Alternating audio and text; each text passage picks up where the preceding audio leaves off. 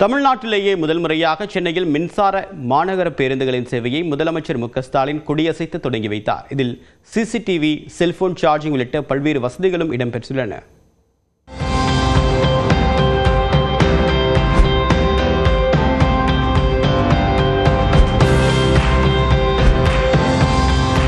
எரிபொருள் செலவை கட்டுப்படுத்தும் வகையிலும் காற்று மாசுபாட்டை கணிசமாக குறைக்கும் வகையிலும் சென்னையில் தாழ்தள மின்சார பேருந்துகளை இயக்க மாநகர போக்குவரத்து கழகம் முடிவு செய்துள்ளது.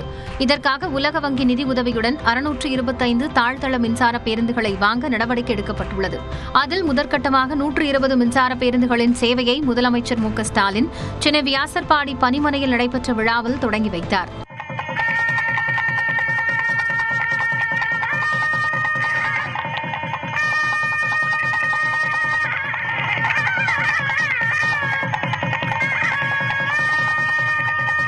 தொடர்ந்து வியாசர்பாடி பணிமனையில் பணியாளர்களுக்கான ஓய்வறை, பராமரிப்பு கூடம், அலுவலக நிர்வாக கட்டடம் ஆகியவற்றையும் முதலமைச்சர் திறந்து வைத்தார்.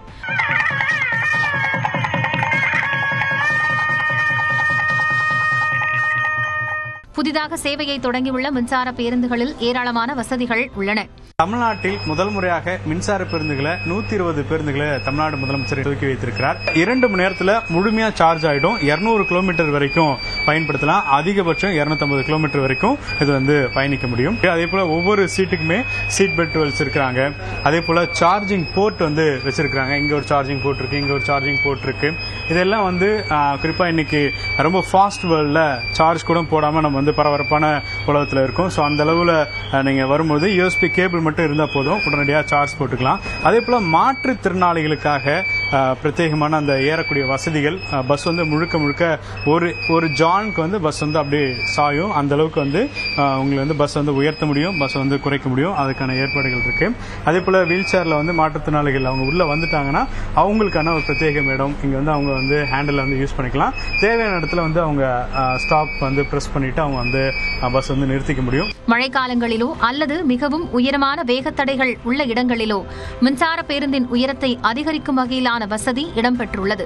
பயணிகளின் எண்ணிக்கையை கணக்கிட 2 சிசிடிவி கேமராக்கள் உட்பட மொத்தம் 7 சிசிடிவி கேமராக்கள் பொருத்தப்பட்டுள்ளன. LED டிஸ்பிளே மூலம் அடுத்து வரும் பேருந்து நிறுத்தத்தை தெரிந்து கொள்ள வழிவகை செய்யப்பட்டுள்ளது. அடுத்த பேருந்து நிறுத்தம் குறித்த அறிவிப்பை வெளியிடுவதற்கான ஒலிபெருக்கிகள், அவசர காலங்களில் உதவி கோருவதற்கான பொத்தான்கள் இடம்பெற்றுள்ளன. இந்த பேருந்துகளில் 39 இருக்கைகள் மட்டுமே உள்ளதால் நின்று செல்லும் பயணிகளுக்கு எளிதாக இருக்கும். ஓட்டுநர் இருக்கையின் மேலே மின்விசிறி, தீயணைப்பு கருவிகள், முதலுதவி பெட்டிகள் என ஏராளமான வசதிகள் மின்சார பேருந்துகளில் அமைந்துள்ளன.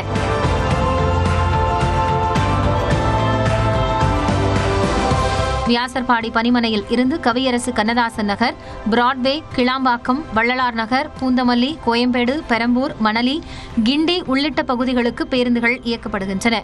மின்சார பேருந்துகளுக்கு சார்ஜிங் செய்வதற்காக வியாசர்பாடி, பெரும்பாக்கம், சென்ட்ரல், பூந்தமல்லி, தண்டையார்பேட்டை ஆகிய 5 பணிமனைகளில் சார்ஜிங் பாயிண்ட்கள் அமைக்கப்பட்டுள்ளன. இதில் டீலக்ஸ் பேருந்துக்கான கட்டணம் வசூல் செய்யப்பட உள்ளது. எனவே மின்சார பேருந்துகளில் மகளிருக்கான இலவச பயணத்திட்டம் செல்லாது என அறிவிக்கப்பட்டுள்ளது.